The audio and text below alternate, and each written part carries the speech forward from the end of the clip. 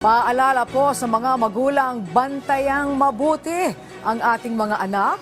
2 bata kasi sa Caloocan City ang tinangka umanong kidnapin. Isa sa mga suspect binugbog ng taong bayan. Si Denise Osorio sa sentro ng balita.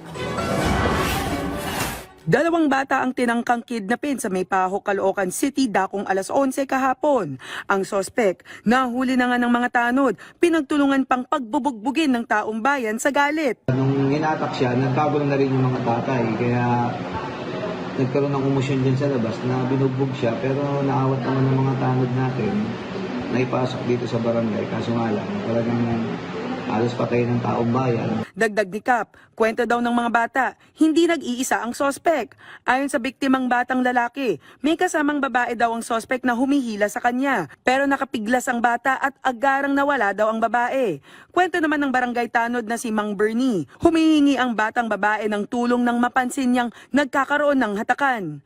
Kahit na nag-aalangan si Mang Bernie, nilapitan niya ang nagpupumiglas na bata. Nung nilapitan ko po yung lalaki, sabi ko, bakit niyo po nahatak yung bata? Ang sabi niyo po, alam ko po to. Uuwi na kami. Bakit yung nakikialam? Nung tinanong ko po yung bata na kaano-ano mo siya, sabi po sa akin ng bata, Kuya, hindi ko po siya kaano-ano. Hindi ko po siya tatay. Huwag niyo po ko ibigay sa kanya. Nang makawala ang bata, biglang yumakap raw ito kay Ka Bernie, nanginginig sa takot at humihiyaw na huwag siyang ibigay sa sospek.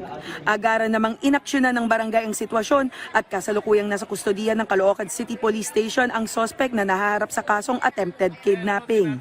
Samantala, sasailalim naman sa counseling ang nabiktima. Denise Osorio para sa Pambansang TV sa Bagong Pilipinas.